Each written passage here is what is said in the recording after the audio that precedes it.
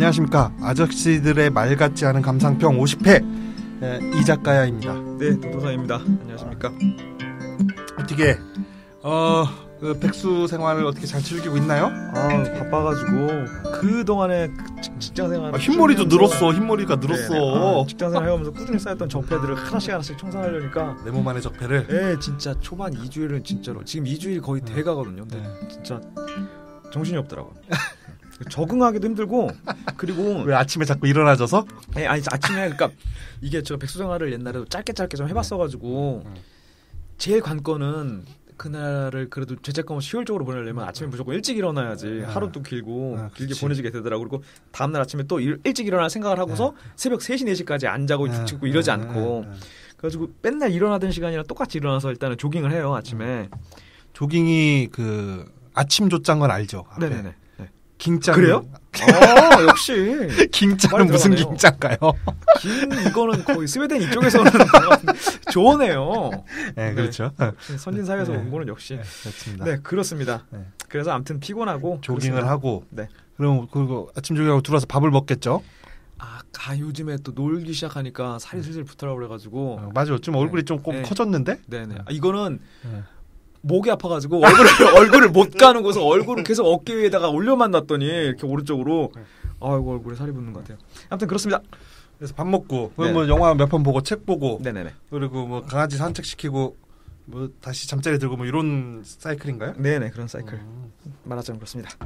저기 며칠 후에 그 최 사장 강연 하나 있던데 거기나 갈래요? 그래요? 네, 최 사장. 이 양반은 요즘에는 그러면은 그 팟캐스트 생산번호는 안 내고 있는 거죠? 네, 강연만 하고 그래도 최 사장 정도 되면 강연 가면 회당 한 300만 원 줄걸요? 저는 그렇게는 생각합니다. 노회찬 의원보다 그 근처에서는 받아야죠. 왜 이래? 지금 저 상중인데. 사구제가 지나가지고 그리고 요렇게 한번 언급하지 않으면은 기억에서 잊혀지는 것도 우리 저 엔딩곡 그 계속 노회찬 자작곡 그 음악 나가는 거 알아요? 그래요?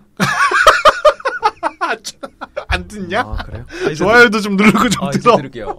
이 시간 좀 슬슬 나기 시작해요. 우리 그날 이후로 계속 그 노회찬 자작곡 그 성남꽃 그 곡 저 피아노로 연주해서 녹음해가지고 그거 계속 나가고 있어요. 그렇습니다. 그렇군요. 저는 뭐 저기 지난 주말이랑 목요일부터 해서 월요일까지 다낭 여행 갔다 왔고요. 네. 다낭에서 엄청 덥더구만요. 다낭. 나 이렇게 더운 줄 몰랐어. 아마 가셨을 시점이 우리나라 살짝 시원해지기 시작한 시점이랑 맞물려서 핫한 데만 다니시는 것 같네요. 엄청 덥고 그래서 저 마사지만 하루에 3번씩 받고 왔어요. 마사지 싸가지고.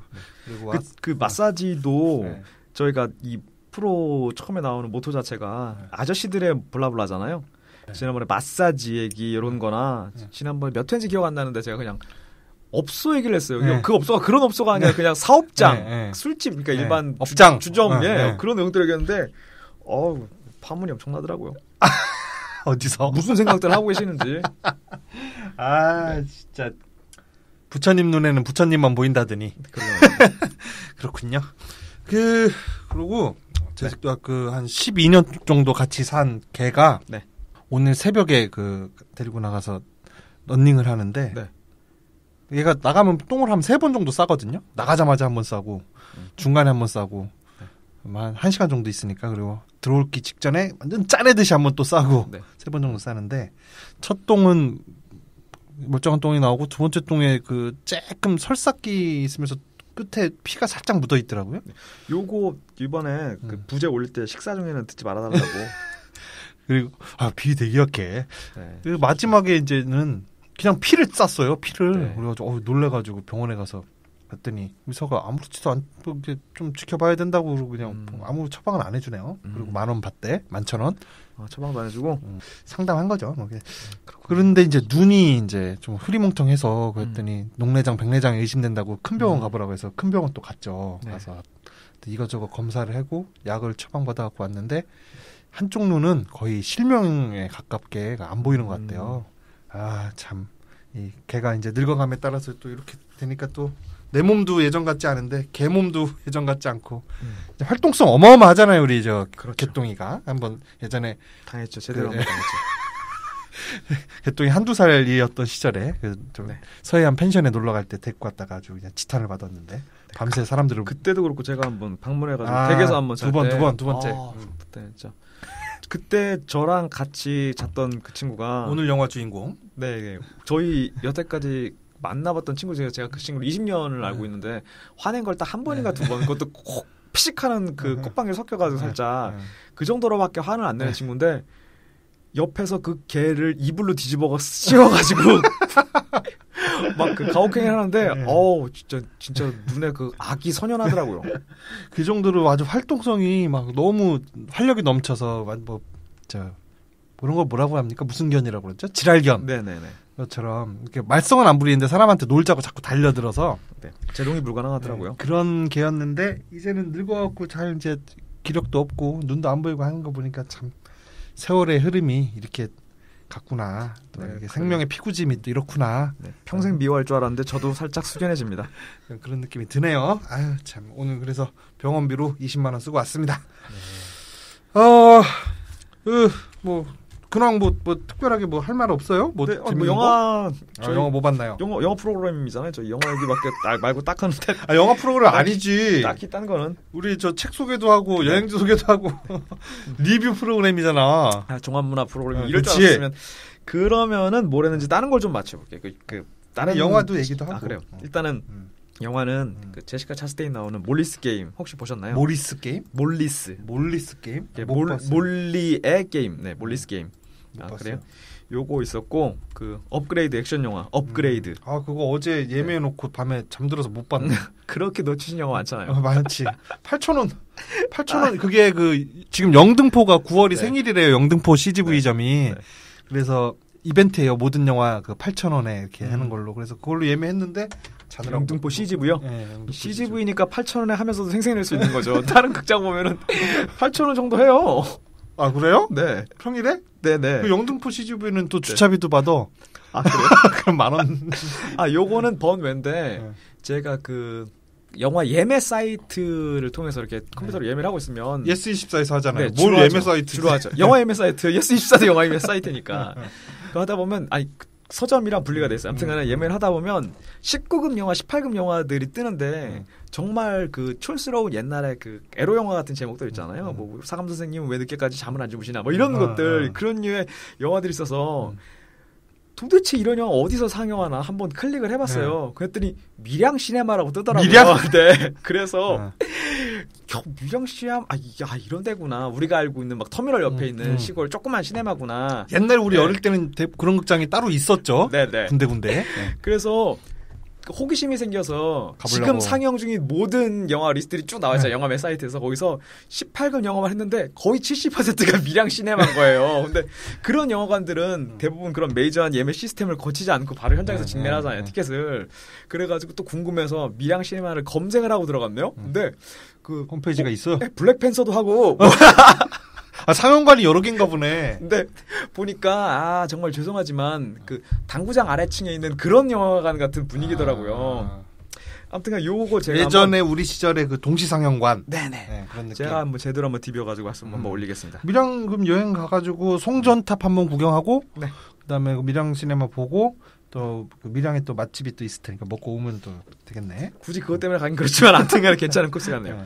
네, 그거랑 업그레이드 몰리스 게임 또. 네, 그리고 카메라를 멈추면 안 돼. 제가 추천했던 1번 영화 이거 진짜 큰일 납니다. 한번 보시죠.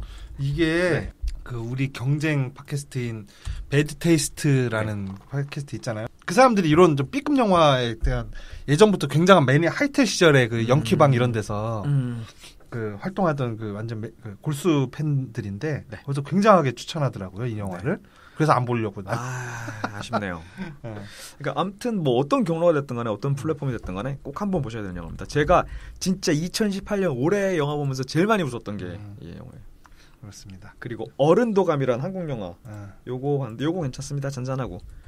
그리고 인투기로 데뷔했던 이걸로 데뷔한 게 맞나요? 엄태구 있잖아요. 영화배우 남자 그분 목소리 되게 두꺼우신 분. 요분 나오는 영화고요.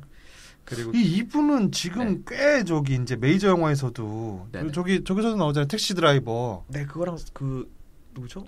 그리고 저기 밀정, 네네, 밀정에서도 나오고 이제 메이저 영화에서도 어느 정도 뚝 섰는데도 계속해서 이런 인디 영화에 출연을 하네요. 네네.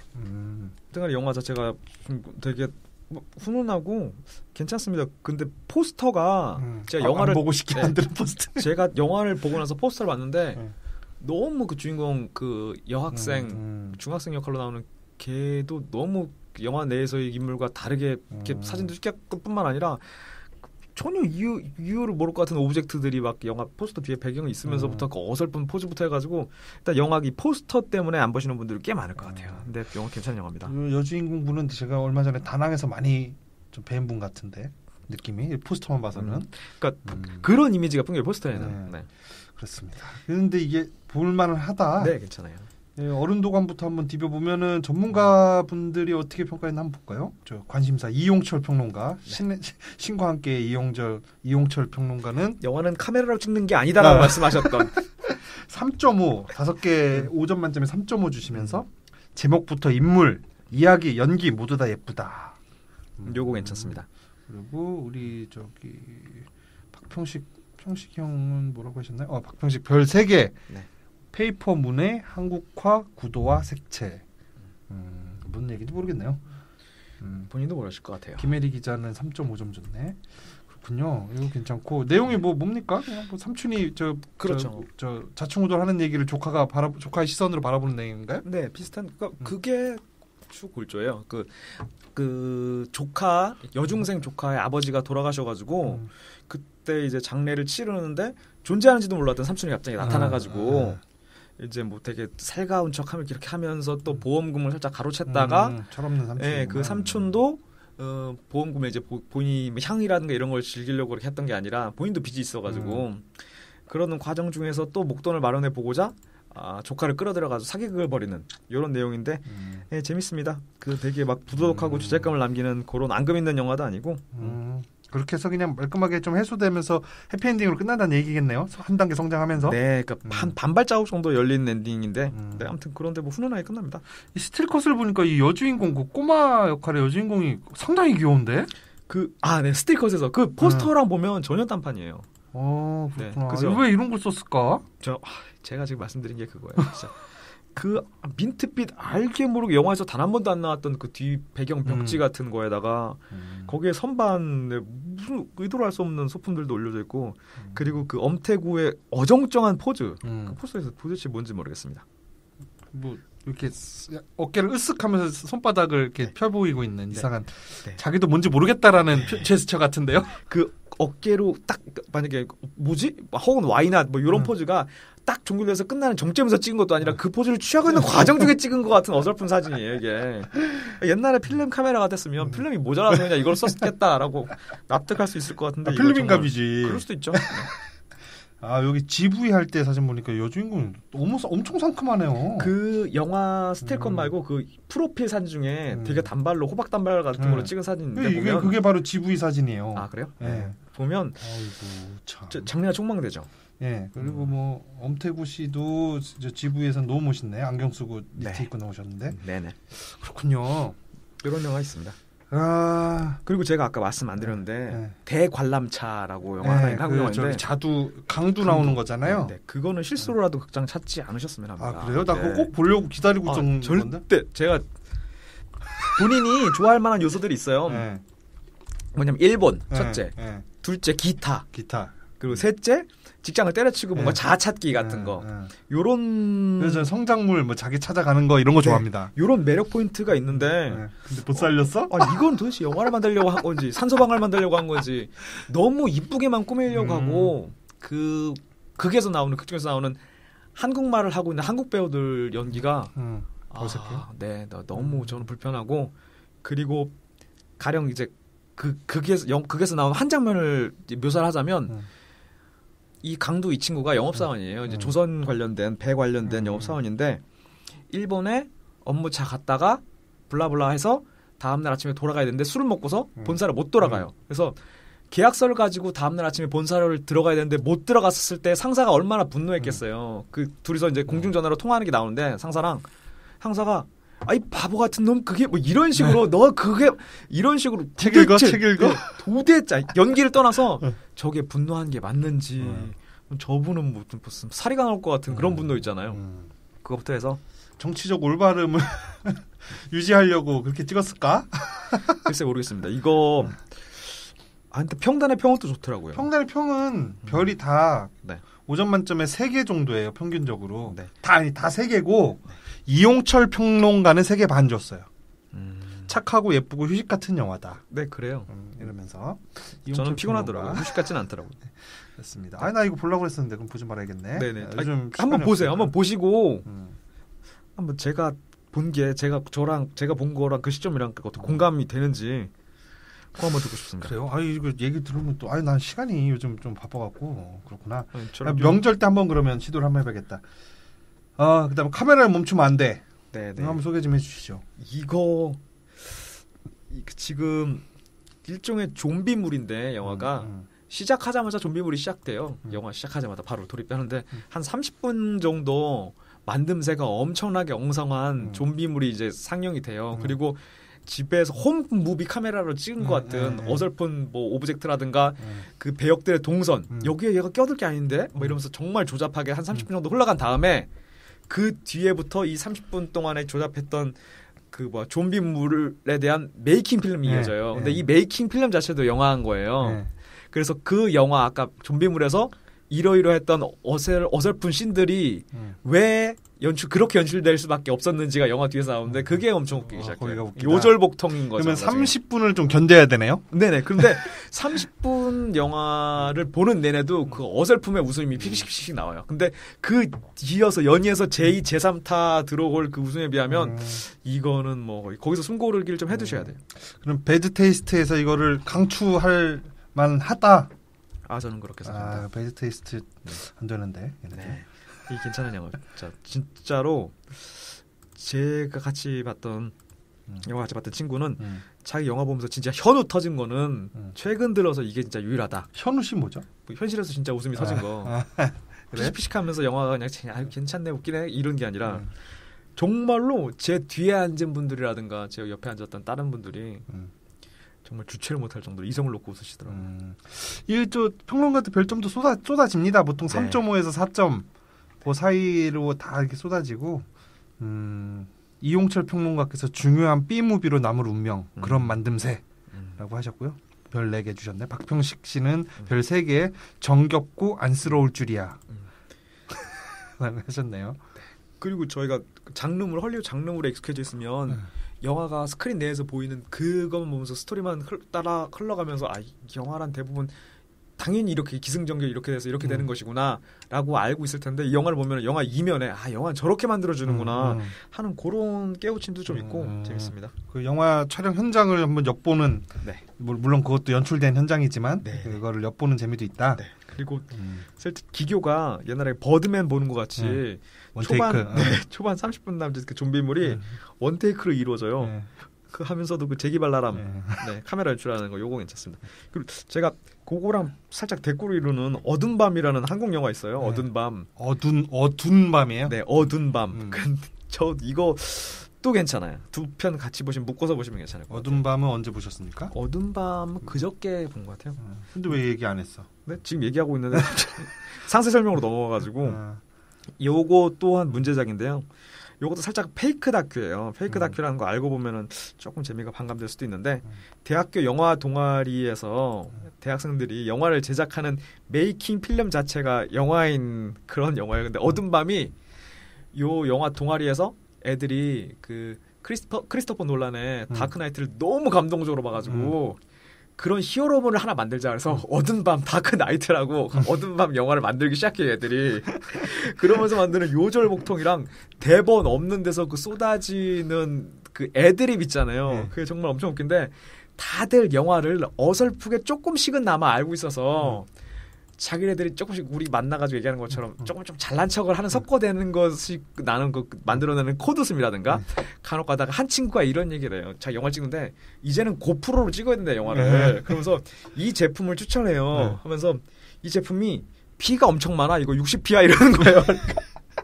30프레임 제품이 있고 초당 60프레임 제품이 있는데 이 고프로라는 건 아는데 되게 깊숙이를 모르는 거죠. 그 스펙을 읽는 용어를 모르고 있는 거죠. 그러니까 수박 겉핥기식으로 또 피가 엄청 많대요. 그러면서 그리고 이게 카메라 렌즈가 광각이어서 이런 걸로 찍어야지 우리 시야도 넓어져 막 이런 식의 멘트들이 너무 웃깁니다. 한번 보시면 좋을 것 같아요. 이것도 독립 영화인데 이 사람들의 그 네티즌들의 평가가 어둠 밤에 대한 이제 평가로 익스트림 무비 42 TM이라고 아이디 쓰신 분이 대존잼이라고 이걸 보셨고 또 이 같은 익스트림 무비에서 FI 뭐 땡땡 아이디 쓰시는 분이 이것은 마스터피스다. 뭐 이렇게 네티즌 평점이 굉장히 좋네요. 그리고 전문가들 평점도 굉장히 좋은 편으로 돼 있고 평균 3.5. 이용철 씨가 또 3.5 주시면서 클라이맥스는 그 영화만큼 감격스럽다. 여기서 말하는 그 영화가 뭘까요? 다크나이트죠. 그런가요? 그리고 이 영화가 1부, 2부가 조금씩 나눠가지고 진행이 돼요. 그 과정 중에 3부가 아마 얘들이 직접 만든 어둠 밤이라는 그 다크나이트 영상물이 그 안에 삽입이 되거든요. 근데 깜짝 놀랍니다. 만듦새가. 그래요?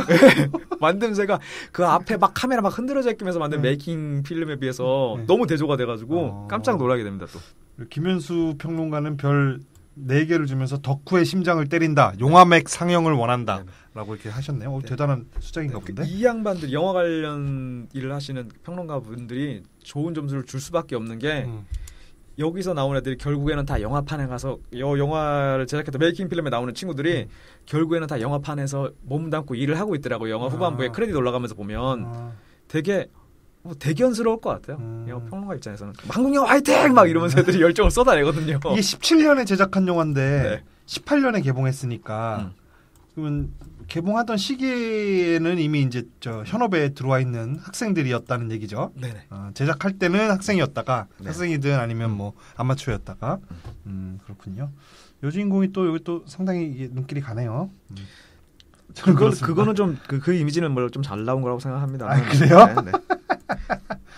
그렇습니다. 저희가 평소 영화를 고르는 그 기준에는 부합하지는 않습니다.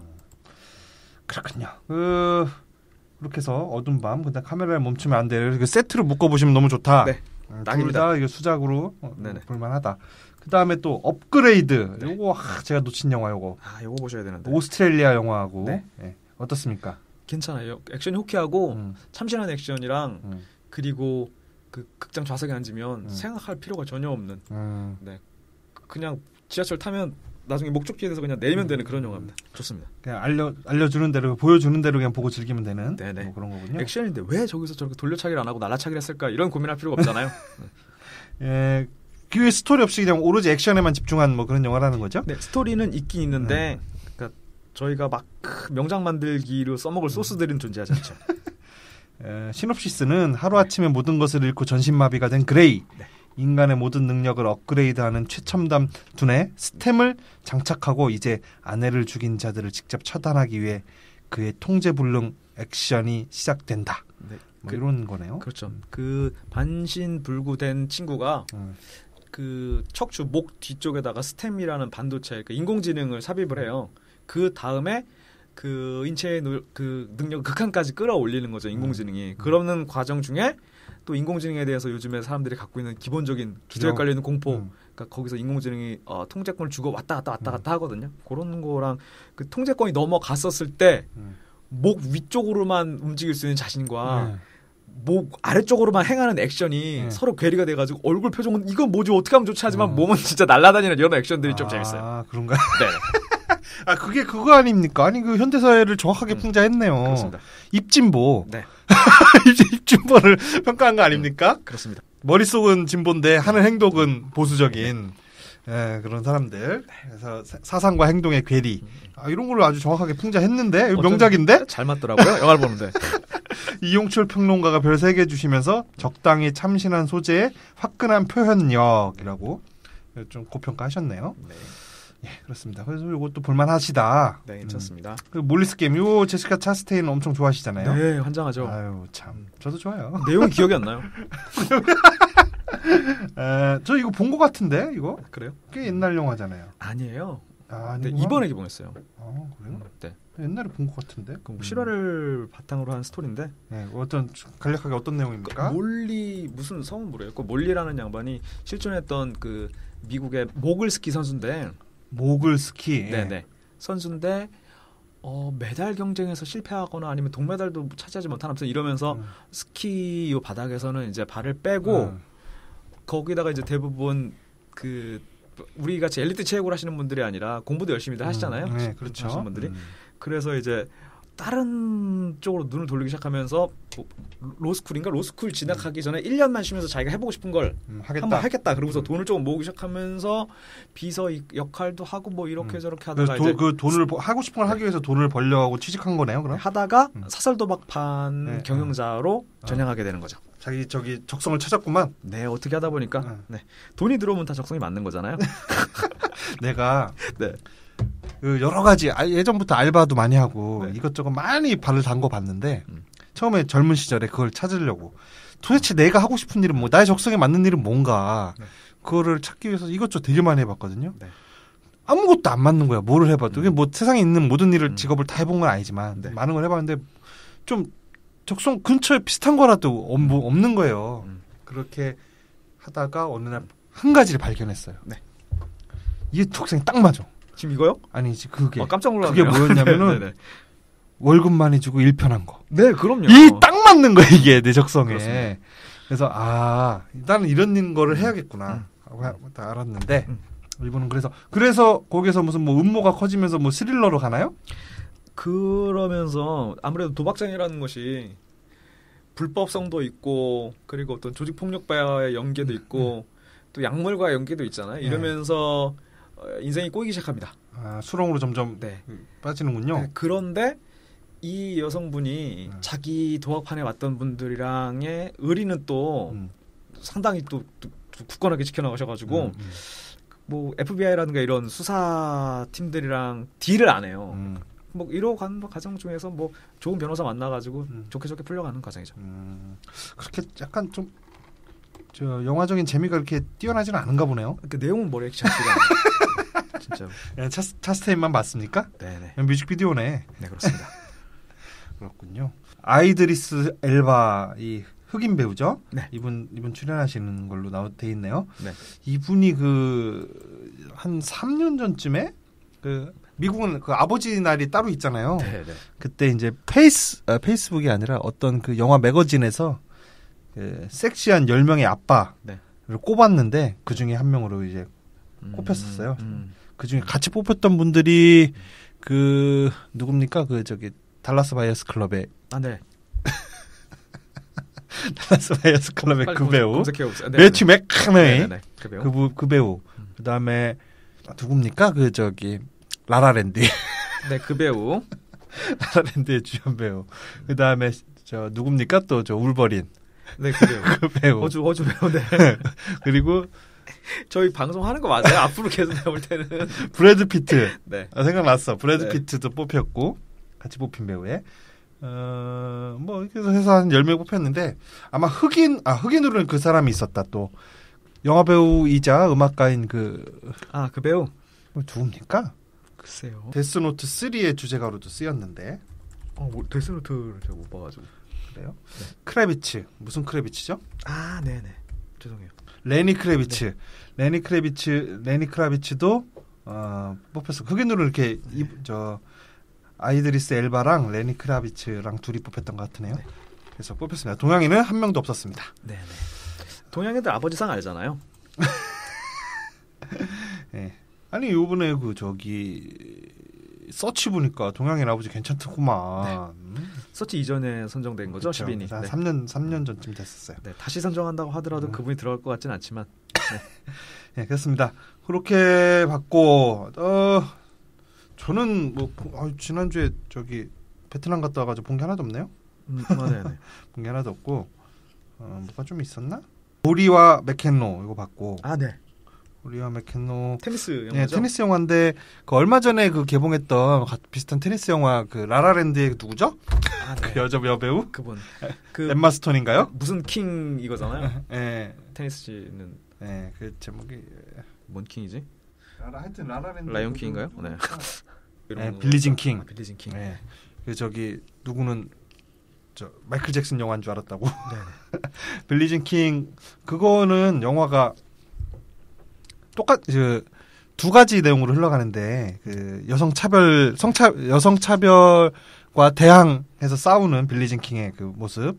그 다음에 빌리진 킹을 이용해서 저기 인기를 좀 다시 회복하고 싶은 왕년의 챔피언 관심종자인 스티븐 카렐. 네. 무슨 역할로 나왔죠? 바비릭스. 네. 그래서 두 사람의 얘기가 이렇게 쭉 지나가면서 그 좀 드라마적 재미도 좀 있었는데 보리 대 맥켄로 영화에서는 이 두 저 대 선수들의 그 심리 묘사에 내면적 심리 묘사에 계속 그 천착해요. 그래서 게임 하는 내용도 그렇게 박진감 있지도 않고 그래가지고 이렇게 저는 별로 재미없더라고요. 제가 한번 보겠습니다. 네, 근데 이제 여기 나온 그 이 저 트랜스포머로 큰 이 배우 보보프 샤이아 라보프 이 배우의 그 신경질적인 연기 네. 뭐 이런 거 좀 그럴만하다, 괜찮다. 그리고 주연 배우 그 챔피언 역할을 하는 네. 스베리드 구드나손 이 진짜 스웨덴 사람인가봐요. 이 사람의 그 냉철한 그러면서 속으로는 그 스트레스 받는 네. 그런 연기 뭐 그런 게 좀 잘 묘사는 됐는데 이렇게 뭐 이렇게 스포츠 영화 박진감 넘치는 스포츠 영화를 기대하고 보시면은 크게 어려울 것이다. 뭐 그런 생각이 들고요. 그다음에 우리 개 이야기 봤네요. 요거 추천드리고 싶습니다. 우리 개 이야기요? 일본 영화인가요? 네, 일본 영화고. 네, 그럼 아는 영화인데. 이게 개나 동물을 주연으로 해서 만든 영화는 이렇게 만듦새가 좀 좋기가 힘들잖아요. 네. 개들이 뭐 시선 처리나 이런 게 제대로 되는 게 아니니까 뭐 멀뚱하게 막 갑자기 개가 뭐 주인을 그리워하는 뭐 이런 장면이나 이런 걸 찍어야 된다거나 아니면 주인을 되게 반갑게 오랜만에 만나는 장면을 찍어야 되는데 그 주인 손에 쥐고 있는 그 먹이 걔를 유인하기 위해서 주연 배우가 손에 쥐고 있는 먹이 이런 데에 자꾸 이렇게 코를 들이댄다거나 이런 장면 때문에 만듦새가 좋게끔 이렇게 만들기가 힘든데 걔를 통제하기 힘드니까 이것도 좀 그런 한계는 좀 보이긴 하는데요. 이게 옴니버스로 영화가 좀 진행이 되는데 네네 알 거네요 이제 그 영화. 네. 어린 시절에 그 천식 치료를 위해서 시골로 전하고 온 주인공 꼬마 애가 네. 공터에서 다 썩은 테니스 공을 하나 물고 다니는 그 시바견을 하나 발견해요. 그래서 둘 다 시바견도 애기고 주인공도 애기고 근데 그 걔한테 공을 던져주면서 이렇게 같이 친하게 지내요. 그러다 어느 날 이 시바견이 던진 공을 이렇게 찾으러 간 사이에 주인공 남자애가 갑자기 천식 이게 뭐 와가지고 119에 실려갑니다. 네. 그래서 이 시바견이 공을 물고 119 구급차를 계속 따라가요. 그래서 큰 병원 가야 된다고 그래서 대도시로 나갔는데 그 대도시까지 저 멀리 사라진 구급차를 냄새를 이렇게 맡으면서 찾아가서 결국엔 병원까지 찾아갑니다. 네. 그래서 병원 침대 그 주인공이 누웠던 침대에서 그 주인공의 냄새 흔적을 발견한 시바견이 그 나중에 죽을 때까지 그 병원의 문 앞에서 계속 주인공을 기다린다 이런 내용이에요. 하치 이야기나 뭐 아니면 옛날에 백구 CF에 나오던 뭐 백구 이런 네. 것들 걔한테서 찾아볼 수 있고 영화 시킬 만한 미력이 그런 거밖에 없나 봐요. 네, 그런 거 있고 그렇게 한 가지 내용이 있고 두 가지 내용은 제가 굉장히 그 좋아하는 배우지만 이름은 모르는 배우. 진짜 좋아하는 거죠, 그런 게. 미야자키 아오이라는 배우가 있어요. 네. 이 배우가 어느 고등학생으로 나오는데 학교를 갔다가 그 개가 죽었다는 소식, 키우던 개가 죽었다는 노환으로 죽었다는 소식을 듣고 집으로 막 달려와서 그 개와 이제 죽은 개랑 대면하는 뭐 그런 내용이 있는데 이게 보면서 눈물을 멈출 수가 없습니다. 눈물을 멈출 수가 없고 영화적 만듦새를 기대하고 보시면 좀 힘든데 만약에 그 애견인이나 뭐 동물을 굉장히 좋아하시는 분들은 본다면은 동물 영화 중에서는 거의 탑으로 추천할 만하다. 개 키우시는 분들 한 번씩 꼭 보시길. 개 키우잖아요. 키우죠. 보세요. 키우죠. 괜찮습니다. 보겠습니다. 이렇게 뭐 한 주간 근황과 본 영화 얘기는 이렇게 마쳤고 오늘의 영화. 네. 오늘의 영화 들어가야죠. In this office, we're tracing the relatives of those who passed away in the borough. Making a new round of efficiency savings. We're letting you go. You're letting me go? What about this morning's case?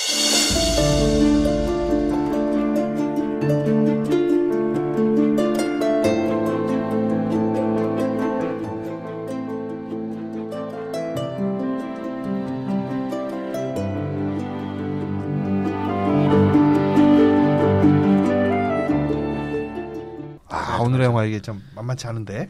저는 이 영화 오면서도 뭐 피곤하고 이 영화 생각하면 자 오늘의 영화는 바로 스틸 라이프입니다. 스틸 라이프. 이 스틸 라이프로 검색을 하면은 영화가 두 가지가 나오는데 네, 중국 영화가 네. 있죠. 아무튼 방귀 하나 끼는 영화가 하나 또 있더라고요.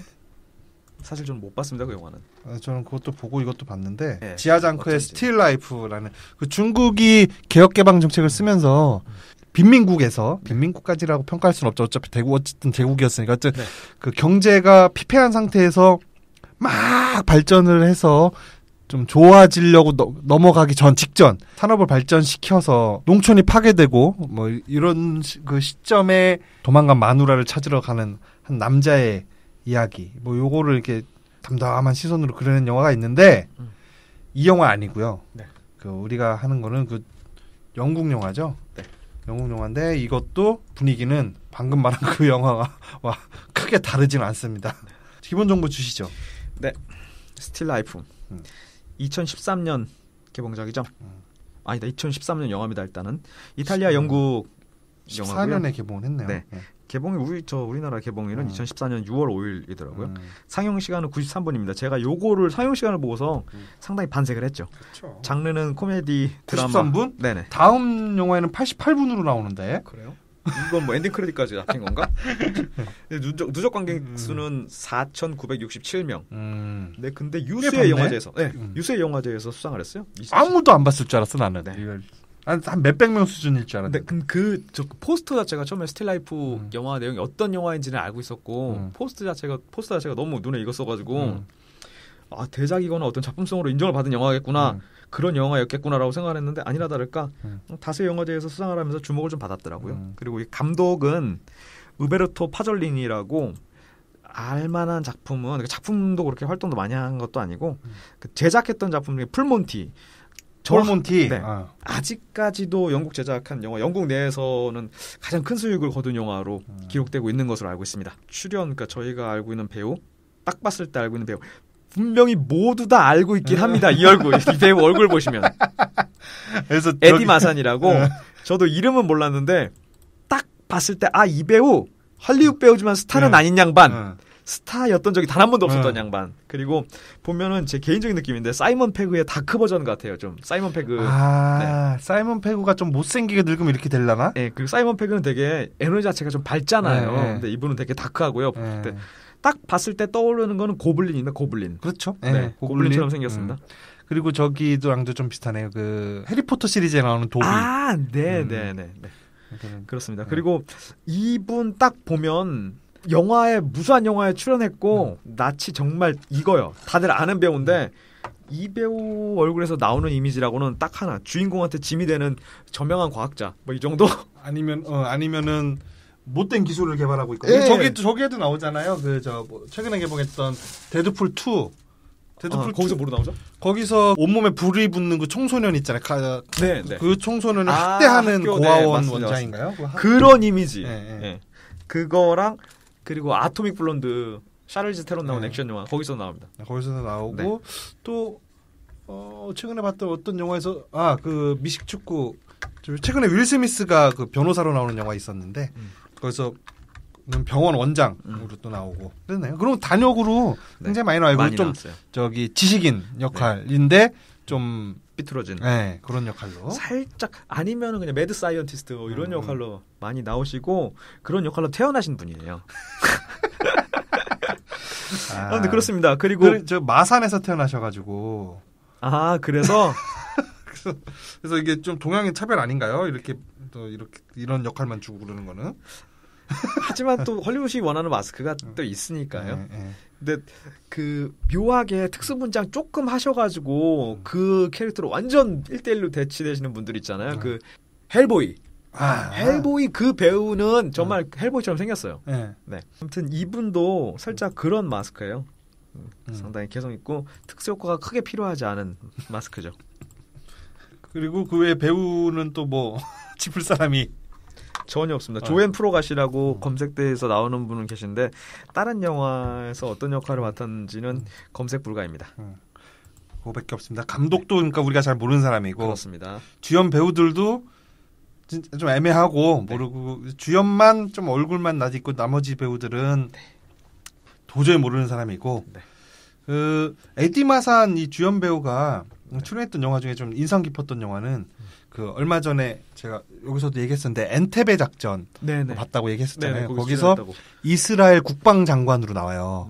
총리는 무력 진압을 반대하고 국방장관은 무력 진압을 해야 된다고 주장하는 쪽인데 거기서 고뇌찬 국방장관의 역할을 굉장히 잘했어요. 아, 살짝 매파 같긴 하네, 코가. 네. 그거는 참 아주 좀 인상 깊었던 그 역할이었습니다. 그 분량도 상당해요, 그 영화에서. 인상이 참 좋죠? 어떻게 보면 좋고, 어떻게 보면 진짜 좀 악랄해 보이기도 하고. 이 영화에서는 정말 인상이 좋아 보여요. 연기를 잘한다는 거야, 기본적으로. 그러니까 거의 크게 하는 게 없어 보이는 연기거든요. 여기서 하는 게 계속 무표정하게만 나오잖아요. 그리고 보면서도 제가 느낀 거는 아니 쟤는 왜 대꾸를 하네 이런 거 있잖아요. 같이 그 어느 분이 돌아가셔가지고 이제 독거노인이나 이런 분이 돌아가셔가지고 그 건물 관리인이 문을 따져서 같이 건물 안에 들어갑니다. 유품 같은 걸 회수하러. 근데 건물 관리인이 농담도 던지고 질문도 하는데 대꾸를 하네. 이 영국식 무례함이 그냥 느껴집니다. 그렇습니다. 날씨는 또 왜 그렇습니까 여기? 진짜. 음악, 여튼, 어떻게 보셨습니까? 저는, 일단은 영화 자체는 재밌고, 그리고, 뭐라고 해야 되나? 여태까지 헐리우드 영화, 이런 영화를 다 통틀어서, 공략하지 않았던 포인트를 주요해서 제일 만지는 것 같아요. 거기에 아무도 손 안 댄 산 뒷산 같은데, 돈 한마지기 같은 걸 딱, 그거 내 거다 해가지고 만든 것 같아요. 네네. 잘 만들었습니다. 이 영화가 아니었으면 또 이런 영화는 안 나왔을 것 같아요. 그렇죠. 저 문턱지수 있습니까? 문턱지수 있죠.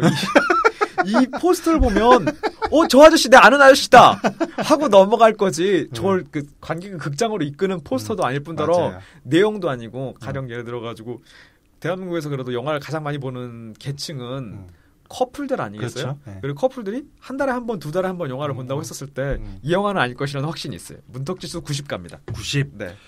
매우 높네요. 그렇습니다. 그 일반인들한테 그렇고 만약에 영화 좀 본다고 하는 우리 청취자들도 이거 보기 문턱이 좀 있겠죠? 포스터가 저희 청취자들은 저희 방송 문턱지수가 90이에요. 네, 그리고 그렇다면 문턱지수 90에 만약에 문턱을 넘어서 봤다면 만약에 봤는데 그러니까 일반 커플들이 이분 얼굴을 보고서 데드풀이랑 착각해서 만약 이 영화를 보셨다라고 하면 그래도 평점은 한 65 정도 주지 않을까 싶습니다.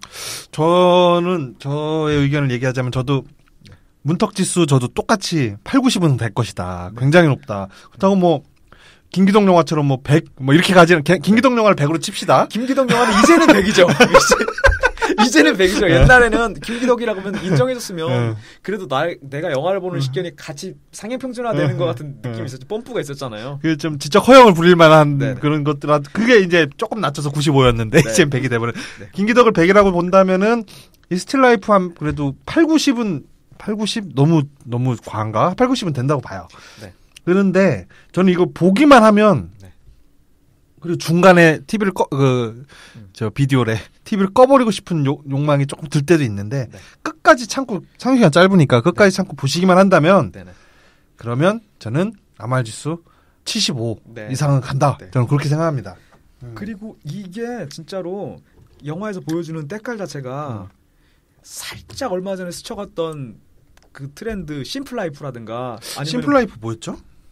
영화가 아니라 심플라이프 자체가 삶에 있는 것들은 이런 쓸데기 없는 기자재들 이런 거 버리고 딱 필요한 것만 갖추고 단촐하게 살자, 건박하게 살자라는 그런 기조가 사회풍조가 좀 있었단 말이죠. 비우고 살기 이런 거. 네. 그거랑 그 이전에 사람들이 그리워하던 북유럽식 인테리어라든가 이런 거랑 맞춰가지고 그림이랑 때깔 좋아요. 굉장히 전 재밌게 봤습니다. 굉장히 재밌게 봤고 영화의 재미로 치면은 마지막 5분에 95%가 다 거의 모여 있어요. 마지막 5분에. 그 한 방을 위해서 앞에를 다 이렇게 만들었나 싶을 정도로 앞에는 너무 무미건조합니다. 너무 무미건조하고 근데 뒤에서 이게 빵 터지는데 요거를 지금 말씀드리면 스포일러니까 이걸 말씀드리면 다 안 보시겠지? 근데 저희가 초반에 했던 문턱지수라든가 이 아저씨 마산의 아들 에디 마산 이분에 대해 했던 묘사라든가 1시간 반을 기꺼이 투자할 만한 매력은 없을 것 같습니다. 아 그래요? 네. 저는 영화를 보면은 좋아요. 보면 좋은데 에디 마산이 혼자 100% 혼자 끌고 가는 영화입니다. 이 영화. 원맨 쇼인데 시청일간 이 에디 마사니 직업이 그거죠. 구청 직원인데 무연고로 돌아가신 분들의 그 장례를 수습하는 그런 직원이에요. 이게 구청 내에서도 얼마만큼 좀 허드렛 일로 취급을 받는지 어디 뭐 서고 같은데 들어가서 책상 한 개 놓고 거기 안에서 일을 하죠. 업무를 봅니다. 책상에 전화기 있고 전화가서 어디서 누가 죽었다고 전화가 오면은 거기 가가지고 시체는 당연히 그 경찰이나 이런 데서 치웠지만 유품들을 정리하면서 연고자들한테 연락을 해서 장례식이 언제 치러지니 뭐 오라든가 뭐 이런 거 이렇게 하는 그런 역할을 하는 거죠. 그래서 그런 그 자기의 그 직업적 특성과 이게 결부돼 있어갖고 그런가 표정이 계속 시종일관 처음부터 끝까지 계속 어두워요. 그런 와중에 해고 통보를 받습니다. 정리해고. 근데 그 정리해고 되기 전까지 해결해야 될 마지막 무연고 사망자의 그 가족들을 찾아다니면서 그 장례식에 참여해라라는 말을 전해주려는 그런 과정을 이렇게 영화에 담은 영화입니다. 개그 포인트가 없죠, 영화가. 네, 없습니다. 그리고 우울하고 영화가 슬근슬근 그래도 기승전결이 있어서 후반부에 기승전으로 올라가는 그 완만함이 너무 완만하고 너무 완만하고 그렇게 해서 끝까지 올라가도 1층까지 올라가지도 못해요, 이게. 근데 떨어지는 낙폭은 지하 한 3층까지 떨어집니다. 그래서 이게 그게 그러니까 이렇게 영화를 딱 보고 일어나는 순간 똑 떨어지게 영화를 보고서 야 가자 가가지고 뭐 술 먹자 밥 먹자 할 만한 영화는 아닌 것 같아요. 계속 앙금이 남아있어서 불편한 영화인 건 사실입니다. 맞습니다. 에디 마사니 영화 내에서 이름이 이제 존 메이입니다. 그 혼자 살고 있어요. 나이는 44세 공무원 22년 차. 첫 장면이 어디 그 성당에서 장례를 치르는 장면이 나오는데 그 성직자가 관 앞에서 이제 뭐 어쩌고 저쩌고 뭐 이걸 읽어요. 그 뭐 추도사 같은 거를. 그리고 그 예배당에는 아무도 없어요. 존 메이 혼자만 서 있습니다. 그러니까 자기가 혼자 그 무연고 사망자를 수습을 해서 가족들한테 연락을 했는데 아무도 안 온 거죠. 아니면 아예 연락할 사람이 없었거나. 그래서 추도사도 존 메이가 써서 그 성직자한테 준 건데 그 사망자의 유품이라든지 그 사진첩, 일기장 같은 걸 이렇게 수거해서 그걸 보고 이 사람이 살았을 법한 그 인생을 자기가 나름대로 추측을 하고 스토리를 만들어서 그 추도사를 이렇게 써가지고 성직자한테 주는 거잖아요. 그런 식으로 장례식이 한 3번, 4번, 5번 정도 연속으로 오프닝에서 이렇게 쭉 나와요. 매번 아무도 없고 혼자만 거기 서 있죠. 그러다가 어느 날 해고 통보를 받습니다. 왜냐? 그 새로운 부장이 부임하고 2개월 동안 너를 지켜봤는데 업무가 꼼꼼하게 하는데 매우 느리다. 그래서 너를 해고하기로 했다. 사실상은 부서 자체가 없어지거나 이제 축소되는 상황이죠. 그렇죠. 왜 맨날 바로바로 화장을 하지? 장례 절차를 치러줘가지고 예산도 많이 낭비하고 일도 느리게 하고 그러냐 이렇게 물어보니까 사망자의 그 종교가 그 화장을 허용하지 않거나 왜 이렇기 때문에 사망자의 종교에 따라서 그 장례를 자기는 치러주려고 하다 보니까 그렇게 됐다는 얘기를 하는데 바로 그냥 일가의 그 효율성이라는 이름으로 묵살당하죠. 그 새로운 부장한테. 참 이게 공공부문에서조차 이제 효율성만을 중시하는 영국 특유의 그 영국만 본 거 아니죠? 우리나라도 그렇죠. 그리고 모르긴 몰라도 전 세계 어느 구청에나 있을 법한 직종이거든요, 사실. 왜냐하면 그렇죠. 고독사 하는 사람들이 분명히 발생할 것이고 그거는 공공의 영역에서 해결해 줄 수밖에 없잖아요. 그리고 일본에서는 비슷한 직종이 있는 것을 그리고 그걸 대응하는 업체가 있는 거에 대한 기사를 한 2년 정도 전에 본 것 같아요. 그러니까 분명히 이건 모든 전 세계 구청에 다 구청이 있다면 다 있을 법한 직종이거든요. 그리고 그래가지고 영국이긴 하지만 멀리 있는 얘기는 아닌 것 같아요. 그리고 여기서 처해 있는 이 사람이 수습하는 누구죠? 이 양반 미스터 존 메이. 존 메이가 수습하는 이런 고독사에 처하신 분들 남리가 아니에요, 이것도. 맞아요. 지금 저희 이 사람 길도 아닙니까? 이 사람 나이가 44살로 나와요, 여기서. 우리 좀 있으면 우리 저 동년배입니다, 거의. 우리 얘기지. 그렇죠. 잘은 모르긴 몰라도 저희도 고독사 할 것 같고 제가 그거 물어보려고 그랬어요. 저는 공공의 영역한테 케어를 받을 것 같거든요. 그래가지고 감정이입이 오히려 저는 더 되더라고요. 저도 이게 영화를 보면서 남일이 아니다라는 생각을 하면서 봤어요. 뭐 여자친구 지금 있고 뭐 그렇지만 앞으로 내가 죽으려면은 뭐 당장 내일 죽을지 어쩔지 모르지만 그냥 평범하게 죽는다고 생각하면은 30년 40년 후에 죽을 거 아니에요? 그때까지 그 여자친구가 뭐 있을지. 그러니까 저도 주로 현명한 여자분들 만나서 제 옆에 없을 것 같아요. 그렇죠. 네. 그런데 이 주인공인 존 메이는 고독사 하신 분들을 이렇게 수습하는 역할이고 자기 자신도 조그만 그 다세대 주택에서 그냥 단촐하게 해놓고 혼자 지내요. 그리고 맨날 퇴근하고 저녁 식사는 참치캔 따서 식빵 한 조각과 네. 사과 한 개로 해결하죠. 고양이 밥 주는 줄 알았어요 처음에. 네.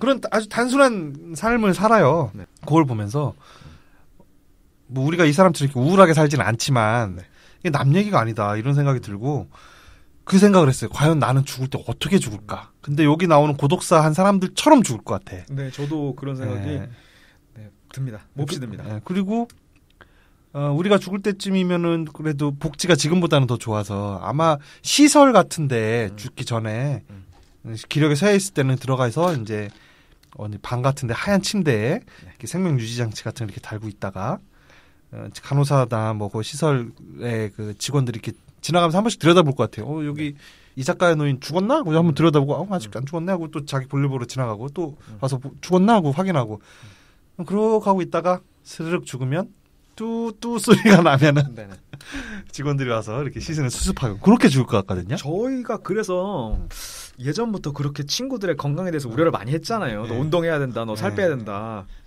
그러니까 저 혼자 그때까지 남아 있으면 안 될 것 같거든요. 먼저 가야 돼. 그렇죠. 걔들이라도 남아 있어야지. 아유 그때 되면은 나이가 80 정도 됐는데 누가 죽는다고 해서 한번 올까요? 그러니까 오고 가고는 하진 않더라도 뭔가 그러니까 카톡이라도 될 거 아닙니까? 심심이한테 보내면 되지. 아니 또 심심이가 인공지능이 또 그냥 가파르게 발전하고 있으니까. 그리고 진짜 이게 나의 그 죽음을 여러분도 한번 어떻게 돌아가실지 생각해 보세요.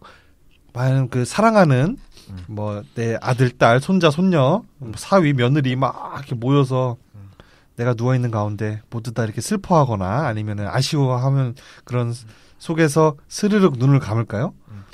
일단은 저희 같은 경우에는 번식을 하지 않았잖아요. 그리고 번식에 대한 계획이 없으니까 그 멤버들이 일단은 머릿속에서 없어질 건데 다른 분들 번식을 해가지고 그 가족을 꾸려가지고 식구들이 그렇게 많다고 할지언정 본인의 아버지 어머니에 대해서 그렇게 충실하게 하고 있나 하고 있는 것에 분명히 반도 안 할 거거든요. 내 자녀들은. 그렇죠. 그러면 그때에서 그분들이 이렇게 애도를 표하면서 모여가지고 이렇게 할까 하면 내 주머니에 돈도 없는데 통장에 돈 좀 찍혀 있으면 또 모르는데 암튼간에 모르긴 몰라도 대부분 저희랑 비슷한 죽음을 맞지 않을까 싶습니다.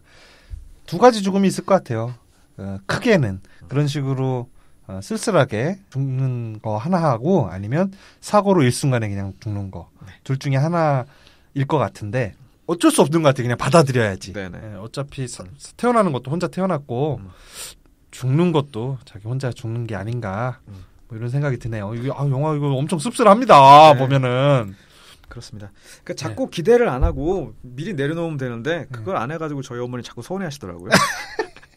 또요. 그 시대를 또 그런 시대를 사신 분이니까. 자꾸 우리 아들 그냥 크게 될 줄 알고. 그렇습니다. 그래서 이제 어느 날 그런 식으로 빨리빨리 그 화장 처리를 안 하고 자꾸 가족들을 최대한 수소문 하려고 그러고 집에 와서도 계속 그 연고자를 찾는 작업을 집에 와서도까지 이어서 해요. 그러니까는 이 사람은 그걸 진짜로 해주고 싶은 사람이에요. 진심으로. 왜 그렇게 열심히 할까요? 이 존 메이는. 글쎄 모르겠습니다. 제가 볼 때는 일단 캐릭터상의 인간 유형인 그런 것 같아요. 만약에 자기한테 외로움이 있어가지고 그 외로움을 다른 데서 어떻게 채우려고 했다라고 하면은 아까 말씀드렸다시피 그 고독사 한 노인분 댁에 방문했었을 때 관리자랑도 또 살갑게 지내고 할 것 같은데 그렇지도 않거든요. 그냥 넘치는 사랑이 있는 사람. 저는 내일 같았어. 남일 같지가 않아서 그랬던 것 같아요. 저는. 그럴 수 있죠. 남일 같지가 않아서 그랬던 것 같고. 그래서 주인공한테 저 이입이 되게 많이 됐어요. 내가 이렇게 성실하고 남을 이렇게 챙겨주고 그런 성격의 사람은 아니지만 좀 이입이 되더라고요. 어느 날 그런 식으로 이제 업무 처리가 늦고 하니까 이 부서가 효율성이 떨어진다는 판단하에 구청에서 그 부서를 없애고 다른 구청의 부서와 통폐합을 하죠. 그러면서 해고 통보를 합니다. 그러고 나서 이제 통폐합이 돼서 새롭게 부임하는 그 여직원이 있는데 그 직원이 어느 날 보니까 그 이 사람이 모아둔 그 화장에서 뭐죠? 욕을 하며 모아둔 네. 그리고 아직 연고자를 찾기 위해서 이렇게 보관해놨던 거를 수십 개를 가져다가 리어커에다 실어다가 구덩이 하나 파고 거기다가 막 다 때려붓고 있어. 정말 신속하게 처리는 하시더라고요. 엄청 다 때려. 네. 그거를 이렇게 씁쓸하게 저 멀리서 이렇게 지켜 바라보죠. 네. 저 존 메이가 그러면서 자기가 해고되기 직전에 부장이 오늘 아침에 들어온 사망자 건까지만 네가 해고를 하고 가라. 3일의 시간을 주겠다. 그렇게 해서 그 마지막 사망자의 가족을 찾아 나섭니다. 네.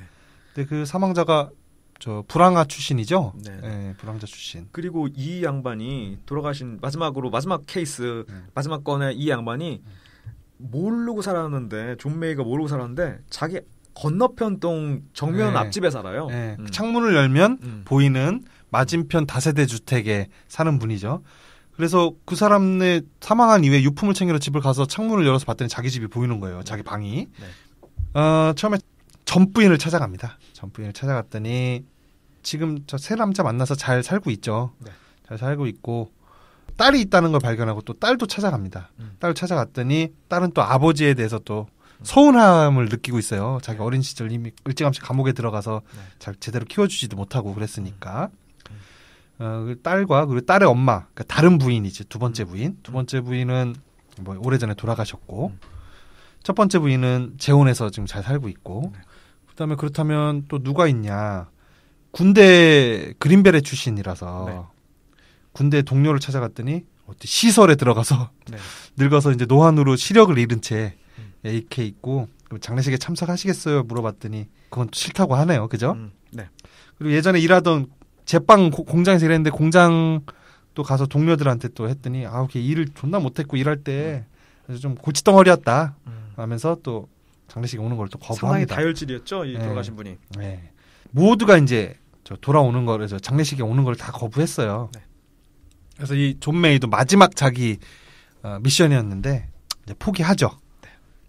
그 장면은 진짜 인상 깊은 장면이었는데 이제 퇴직 준비를 하고 저 사무실에서 짐을 다 싸잖아요. 네. 짐을 싹 싸고 깨끗하게 정리하고 아주 꼼꼼하고 정리 잘하는 사람이라 하더니 창틀로 가더니 벨트를 풀어요. 네.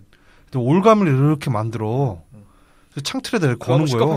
네, 창틀에다 거는 거예요. 그래서 나는 이 사람이 생긴 거에 대한 분위기 그리고 영화가의 가장 우중충함 이런 걸 보고 이 사람이 이제 직장에서 잘리고 해고는 죽음이 있구나. 역시 저게 영국식 퇴직이구나 이렇게 생각하셨구만요. 그래서 목을 매나 이렇게 했더니 그게 아니라 이 마지막 사망자가 감옥에 있을 때 무슨 모금을 한다면서 그 허리띠를 어디다 매달고선 거기에 허리띠를 이빨로 물고 3분인가 동안 매달려 있었다는 얘기를 간수한테 듣고 그걸 한번 재현해 본 거죠. 네, 감정이입이 그 돌아가신 분에 대한 감정이입이 상당히 돼 있는 상태였죠. 사실 이 존 메이 이 양반도 이렇게 적극적으로 처리하려고 했었던 케이스는 사실 없었거든요.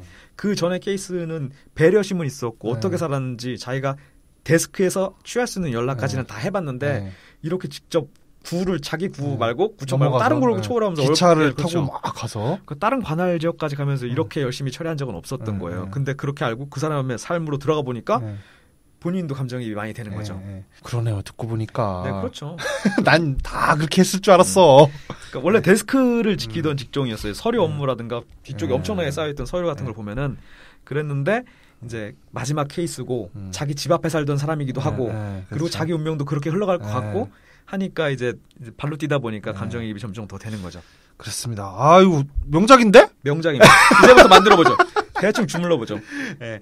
그런 비슷한 자기가 감시하거나 자기가 추적하는 사람의 삶을 따라가다 보니 그 사람에 동화된다는 그 내용의 영화가 예전에 그 독일 영화가 하나 있었어요. 네. 그 영화가 뭐지? 그 알랑드롱 나오던 그 영화도 있었잖아요. 태양을 뭐 하고 태양은 가득히 리플리 태양은 가득히 리메이크도 했던데. 네. 그거 있었고 독일 하여튼 그게 그 나치 시절에 비밀 경찰이 저 누구를 하나 감시를 합니다. 감시를 하면서 계속 도청을 하는데 그러다 보니까 그 사람의 사상에 빠져버린 거야. 뭐 그런 타인의 삶 2006년 독일 영화. 그래서 얘가 그렇게 돼가지고 이제 포기를 하죠. 네.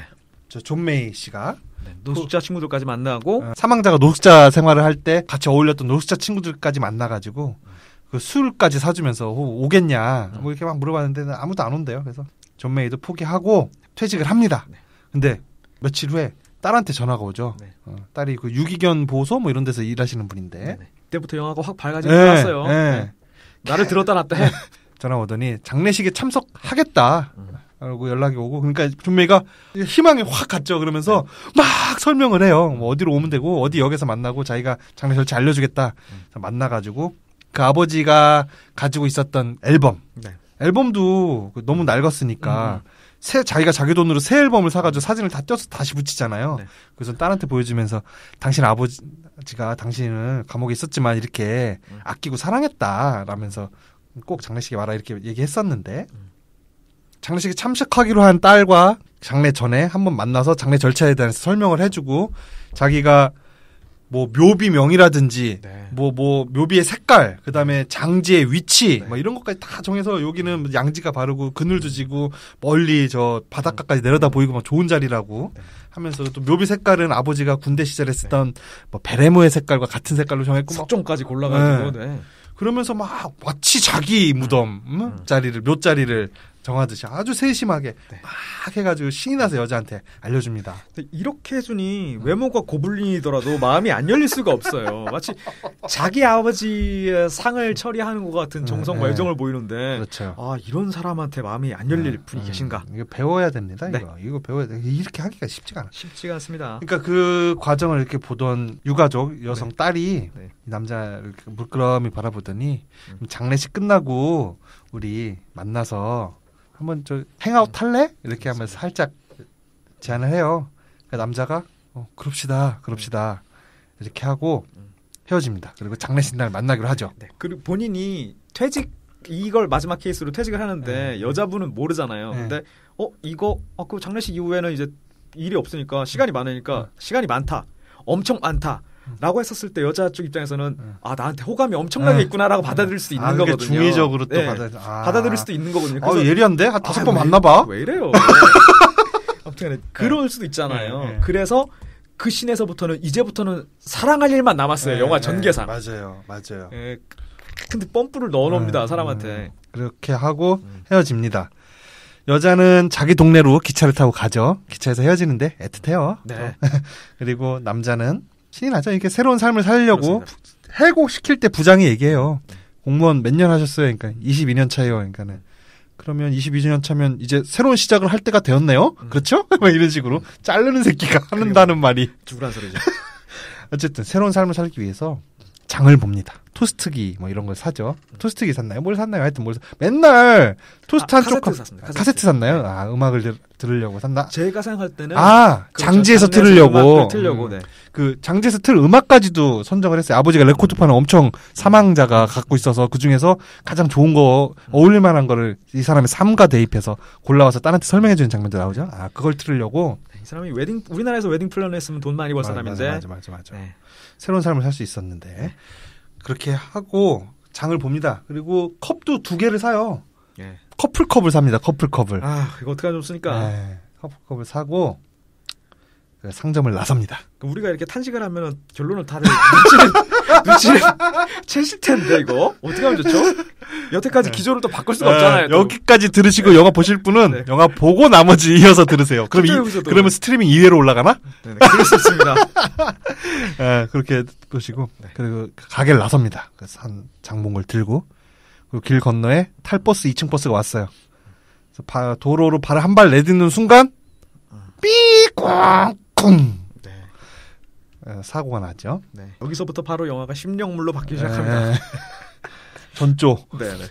근데 그 차에 치이는 순간 차를 바라보는 이 남자의 표정이 그리고 채워서 바닥에 누워서 하늘을 바라보는 에디 마산. 네, 눈도 깜빡깜빡하는데 그때까지만 해도 관객은 모르게 되죠. 이후에 이 양반이 살지 죽을지 다칠지 아니면 뭐 멀쩡히 일어날지.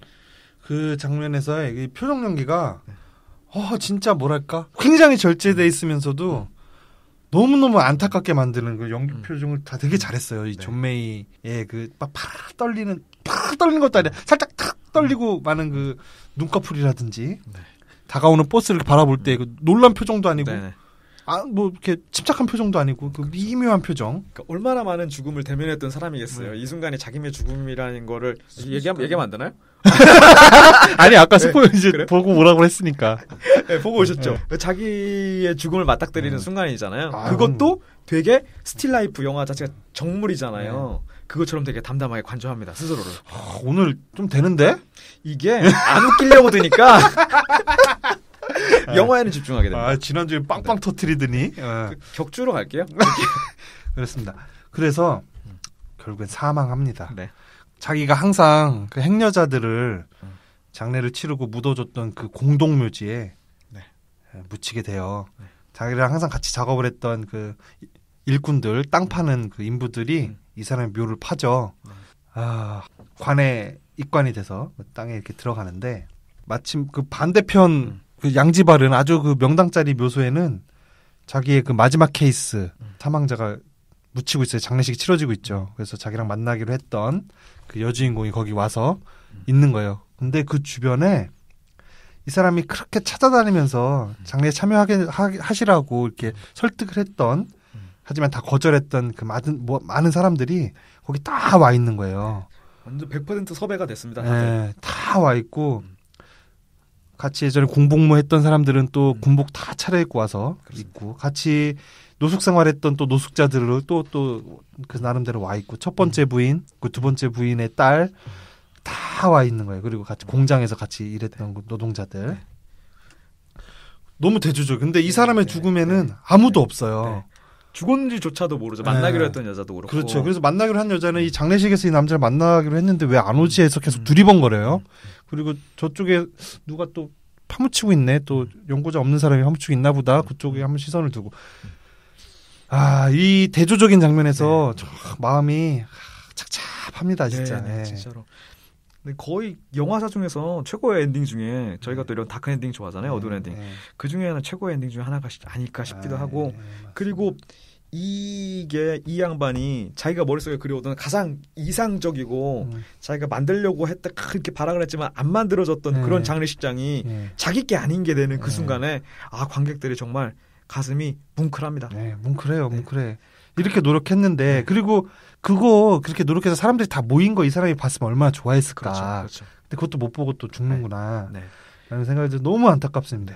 그리고 초반에 이 다른 양반들이 연고지가 없는 무용고자들 고독사 하신 양반들을 묻었을 때 공동묘지에서 이렇게 그 일하시는 뭐 잡부러 가면 인부 두 분이 인부분들이 다 이렇게 매장을 한 다음에 그 묘비 대신 번호판 같은 걸 이렇게 꽂아요. 그러면 실제로 매장하는 이 인부들은 이 사람 누가 들어가서 죽는지 모른단 말이에요. 번호만 있고. 그러니까 자기네들이랑 맨날 만나서 22년 동안 길게는 아닌 사람도 있지만 계속 같이 일해오던 이 사람이 죽어서 거기 들어간 것도 인지를 못해요. 그렇겠네요. 왜냐하면 반응 자체가 너무 건조해요. 그냥 일하듯이 그냥 묻어버리고 이 사람 왜 안 오지? 이 정도로만 생각하고. 그게 진짜 점점 점진적으로 점점 더 슬퍼져요. 그리고 이 사람이 묻힌 자리는 이 사람이 그 전에 그 마지막 사망자의 묘자를 고를 때 여기가 되게 좋은 자리다. 여기 지금 나무가 새로 심겨져 있는데 나무 금방 크니까 그늘도 질 테고 그러면 찾아오는 사람들이 참배를 할 때 나무 그늘이 이렇게 또 안락하게 그늘도 져줄 테고 이래서 되게 좋은 자리다. 이렇게 해서 그 자리 선택했었는데 이 사람이 정작 묻히는 자리는 오래된 나무가 있었는데 그게 죽어서 잘려서 밑둥만 남은 자리 앞에 묻혀요. 그럼 그 자리에는 새로운 나무 심지도 못할 거 아니에요. 아주 땡볕에 계속 놓여 있는 거죠. 이 사람은. 남들은 진짜 좋은 자리 잘 마른 자리 해서 찾아줬었는데 남의 자리를 고를 땐 심지어 누워보기까지 했는데 그리고 장례식장에서도 그 수많은 무용고자들 장례식을 치러주면서 아무도 없었지만 존 메이는 항상 그 자리에 서 있었단 말이에요. 자기가 항상 그 경건하게 그 자리에서 신부의 장례 미사 끝날 때까지 이렇게 경건하게 그 예배당에서 서 있었죠. 조문도 이렇게 써서 직접 써가지고 그 사람의 인생을 반영한 조문도 써서 신부가 그걸 읽고. 근데 이 사람의 장례식장에는 존 메이가 없어. 존 메이의 장례식에는 신부만 멀뚱하게 있고 그리고 뭘 읽어야 될지 그 조문도 없으니까 추도사도 없으니까 그런 장면이 진짜 너무 안타깝더라고요. 네, 그렇습니다. 거기서 딱 영화가 2편으로 넘어가면 뭔가 좀비물로 넘어갈 것 같은 엔딩씬이 나오잖아요. 제가 제작비만 있으면 2편 만들 수 있는 의지 있습니다. 메가폰을 잡을 의사가 있습니다. 저는 지금 요까지만 하고 그 두 장례식의 대조를 보여주면서 끝났어도 좋았을 거라고 생각하는데 맞아요. 뒤에 한 2분여가 더 있어요. 네, 살짝 생뚱맞기도 하고 네. 아니면 더 감동적이기도 합니다. 네, 그 나는 감독이 좀 MSG를 좀 여기서 좀 넣지 않았나 생각이 들어요. 근데 그게 앞에 모든 작품의 흐름은 이런 거 훼손할 정도까지는 아니에요. 네네. 그리고 이 존 메이가 들였던 그런 노력 이런 것들이 우리가 마음이 그래도 제대로 좀 박혀 있으면 좀 보상 받았으면 좋았을 텐데 이런 마음이 들잖아요. 그거를 좀 해소시켜주는 네네네. 엔딩이 있습니다. 네. 이제 엔딩까지 얘기해도 되나요? 보시고 오셨으니까. 오리진 오브 존 메이더 좀비 킹 뭐 이런 연출이 좀 있죠. 네. 네. 그게 이제 그 옆에서 그 장례식을 했던 그 여자 딸하고 그 마지막 사망자들의 가족들이 장례식을 마치고 돌아갑니다. 돌아가고 쓸쓸하게 묻힌 존 메이의 무덤으로 마지막 사망자의 영혼이 저쪽에서부터 이렇게 걸어와요. 그 다음에 그 전에 해결했던 사람, 그 전에 수습했던 사람 하면서 영혼들이 사방팔방 그 공동묘지에 수많은 사람이 묻혔을 테니까 사방팔방에서 모여들면서 존 메이 무덤 앞에로 이렇게 와서 존 메이를 추도한다고 봐야 되겠죠. 추도를 합니다. 그 장면이 네. 너무 감동적이었어요. 네, 너무 그래요. 감동적이고 다행이다 네. 라는 생각이 들 정도로 아름다운 장면으로 마무리가 되는데 자, 개씁쓸하지 않을 정도까지는 케어를 네. 해주더라고요. 영화가. 그렇죠. 네. 그리고 그때 깔리는 음악, 그 영화 전반에 계속 그 피아노 연주곡이 깔리는데 네. 연주곡이 너무 좋아요. 네. 특히 그 마지막 장면에서 나오는 연주곡은 진짜 너무 좋아서 저희가 그 애플뮤직에 또 그걸 다 다운을 또 받았네요. 너무 좋아요, 너무 좋아. 음악도. 그런 식으로 그 고독하고 네. 건조하고 미니멀했던 이 존 메이의 삶이 그렇게 끝납니다. 끝나는데 제목이 왜 스틸 라이프인지는 모르겠어요. 왜 스틸 라이프? 스틸 라이프가 저희가 풍경화 같은 거는 이제 네. 랜드스케이프 하잖아요. 네. 스틸 라이프는 정물 혹은 정물화. 네. 그래가지고 그냥 지켜보고 간조하고 묘사하는 그런 뜻이에요? 네. 나는 스틸 라이프, 스틸이 그 옛 같은 뜻이잖아요. 옛. 네. 그래서 그냥 아직도 삶이 이어진다 뭐 이런 네. 뜻인가 네. 했는데 그러니까 그런 중의적인 게 있는 것 같아요. 그러지 않았을까요? 그렇습니다. 이렇게 해서 영화는 끝나고 여기서 존 메이가 사람들을 장례식에 참석하라고 설득하기 위해서 사람들을 이렇게 만나면서 생전에 고인과의 그 관계 같은 거에 대해서 이렇게 묻잖아요. 네. 그러면 사람들이 한결같이 다 그 시절이 좋았지라면서 이렇게 얘기를 해요. 첫 번째 부인은 처음 이제 가게를 차려서 둘이 장사를 할 때 저기 사망자가 술독에 빠지기 전 네.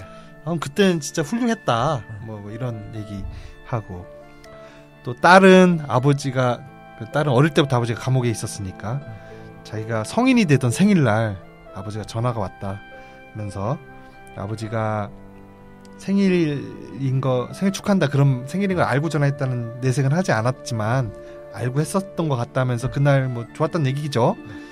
아버지가 날 신경 쓰고 있다라는 걸 느꼈다는.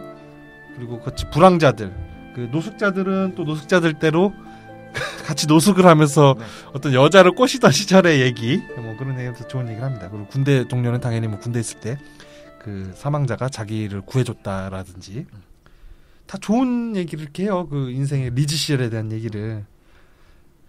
존 메이도 이제 리즈 시절이 왔는데 리즈 시절이 오자마자 네. 이게 죽는 걸 보면서 역시 사람은 잘 나갈 때 조심해야겠다 네. 하는 생각을 했습니다. 네. 앞으로 잘 나갈 일이 생기면 그때 조심하면 될 것 같아요. 이거가 지금 순위가 네. 업데이트 올라가면은 네. 그때 우리가 또 조심해야 되죠. 조심하겠습니다. 네. 떨어지는 낙엽도 조심해야죠. 네, 그렇습니다.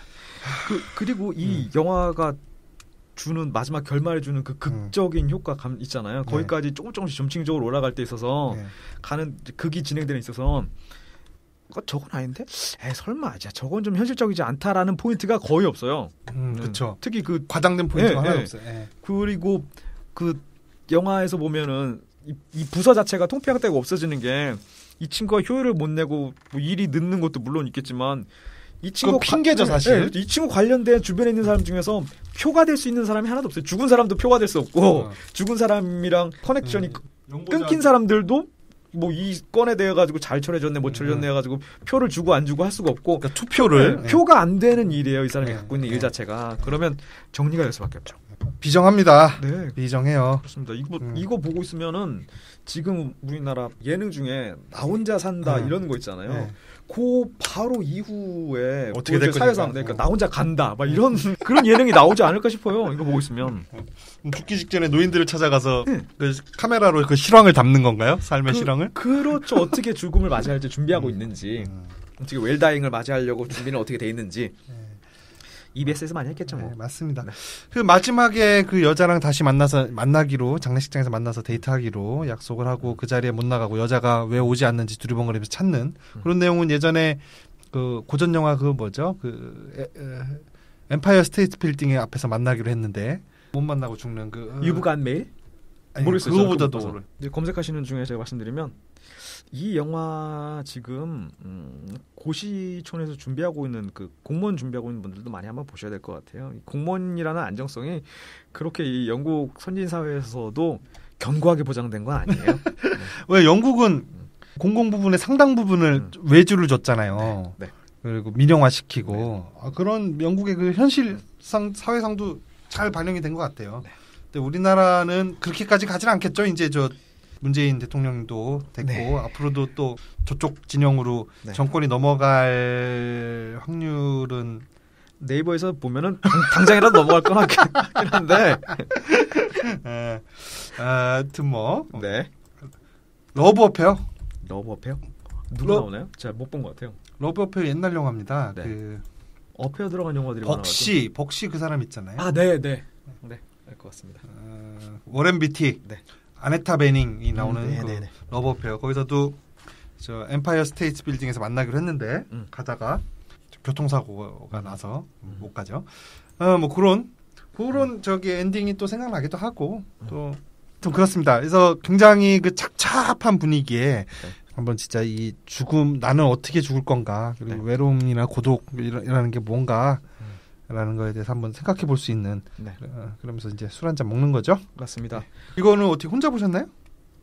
저는 이거는 여자친구가 먼저 한번 보고 이번 영화는 이거다. 그러니까 나도 정말 괜찮게 봤다. 너 볼 때 꼭 한번 내가 같이 다시 한번 보겠다. 그래서 이렇게 둘이 봤습니다. 아 그래요? 네. 저기 왜 그러면은 저 코멘트라도 좀 따갖고 오시지? 그러려고 했는데 분명히 본인 봤다고 하는데 여기서 뭐 버스가 몰라? 돌진하는 장면 뭐 이런 데서 깜짝 나보다 더 놀라더라고요. 이입 능력이 있으신 거지. 그런 것 같습니다. 이게 보고 나서 이게 너무 무거운 주제잖아요. 외로움이라든지 죽음이라든지 해서 웃고 떠들면서 이렇게 막 왁자지껄하게 할 얘기는 없지만 각자 보신 분들이 그 내면적으로 느끼는 것들이 다 있으실 거예요. 그렇기 때문에 저희가 이렇게 재미없게 얘기했다고 해서 안 보시지 마시고 꼭들 한 번씩 좀 보셨으면 좋겠네요. 근데 그 재미가 여러 가지가 있잖아요. 그 중에 하나의 재미는 있는 것만 확실합니다. 웃기게 우리가 하지 않았다고 해서. 네. 그렇습니다. 한 줄 평하고 끝낼까요? 네, 그러시죠. 너무 우울한데? 네, 빨리. 그러시죠. 네, 한 줄 평. 사랑과 영혼 이후 가장 감성적인 심령물. 사랑과 영혼 이후. 네. 사랑과 영혼 봤어요? 당시에? 당시에는 못 봤고 나중에 봤죠. 그렇죠. 저도 나중에 봤어요. 나중에. 전 TV 주말의 영화 뭐 이런 걸로 봤는데 그렇습니다. 저는 잘 키운 공무원 하나, 10가족 안 부럽다. 네, 뭐 이렇게 하고 마치겠습니다. 네. 다음 주에 뵙겠습니다. 이 작가였습니다. 네, 도토상이었습니다. 이거 너무 무거운 걸 그냥 골랐다. 아니, 네, 이거 뭐 영화는 좋은데